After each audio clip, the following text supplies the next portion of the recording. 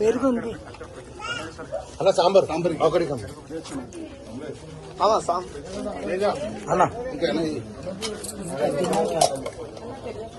సోమాజిగూడ వడ్డాల బస్తీలో ఎన్నికల సమయంలో వాడవాడ ఇల్లు తింటూ మేమందరం ఒక ప్రాంతానికి వచ్చినప్పుడు ఈ వడ్డాల బస్తీలో ఉన్నటువంటి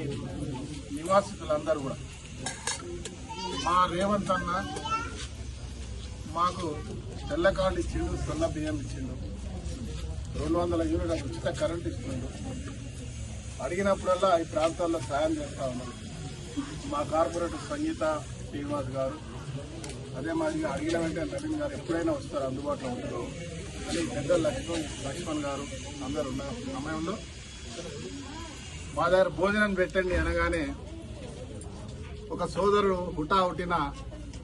వండే అన్నం, వేడి వేడిగా అన్నం